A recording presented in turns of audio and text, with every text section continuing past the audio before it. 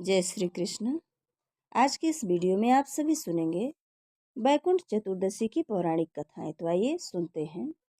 बैकुंठ चतुर्दशी की पौराणिक कथा के अनुसार एक बार की बात है, नारद जी पृथ्वी लोक में घूम रहे थे और घूमते घूमते बैकुंठ धाम पहुँचे। भगवान विष्णु उन्हें आदर पूर्वक बिठाते हैं और प्रसन्न होकर उनके आने का कारण पूछते हैं। नारद जी कहते हैं कि हे प्रभु, आपने अपना नाम कृपा निधान रखा है, इससे आपको आपके जो प्रिय भक्त हैं वही तर पाते हैं, जो सामान्य नर नारी हैं वो वंचित रह जाते हैं। इसलिए आप मुझे कोई ऐसा सरल मार्ग बताएं जिससे सामान्य भक्त भी आपकी भक्ति से मुक्ति पा सके।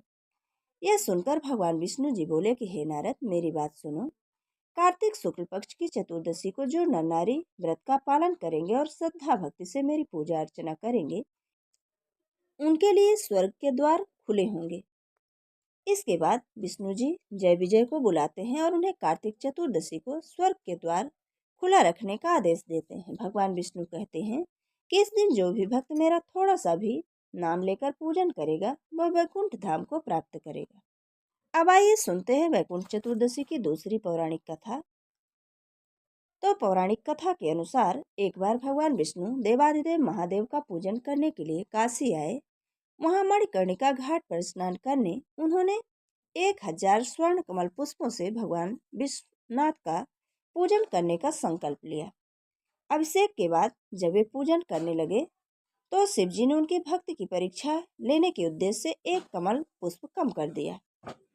भगवान श्रीहरि को पूजन की पूर्ति के लिए 1000 कमल पुष्प चढ़ाने थे। एक पुष्प की कमी देखकर उन्होंने सोचा, मेरी आंखें भी तो कमल के ही समान हैं, मुझे कमल नयन और पुंडरीकाक्ष कहा जाता है। यह विचार कर भगवान विष्णु अपनी कमल के समान आंख भगवान शंकर को प्रस्तुत कर दिए।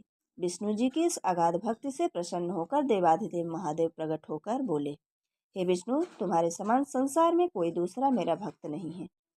आज की यह कार्तिक शुक्ल चतुर्दशी अब बैकुंठ चतुर्दशी कहलाएगी और इस दिन व्रत पूर्वक जो पहले आपको पूजन करेगा उसको बैकुंठ लोक की प्राप्ति होगी। भगवान शिव ने इसी बैकुंठ चतुर्दशी को करोड़ों सूर्यों की कांति के समान वाला सुदर्शन चक्र विष्णु जी को प्रदान किया था।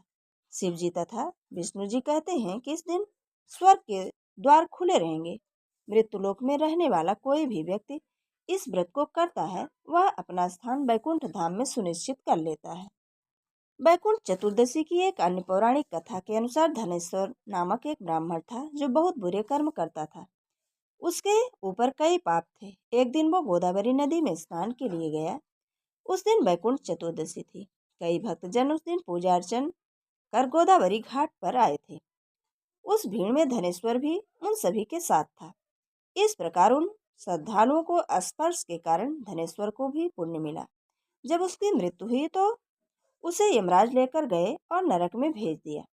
तब भगवान विष्णु ने कहा, यह बहुत पापी है, पर इसने बैकुंठ चतुर्दशी के दिन गोदावरी नदी में स्नान किया है और श्रद्धालुओं के पुण्य के कारण इसके सभी पाप नष्ट हो गए हैं, इसलिए इसे बैकुंठ धाम मिलेगा। अतः धनेश्वर को बैकुंठ धाम की प्राप्ति हुई। ये थी बैकुंठ चतुर्दशी से जुड़ी सभी पौराणिक कथाएं। वीडियो अगर पसंद आए तो लाइक जरूर करें और मित्रों के बीच में शेयर करना बिल्कुल ना भूलें। जय श्री कृष्ण। राधे राधे।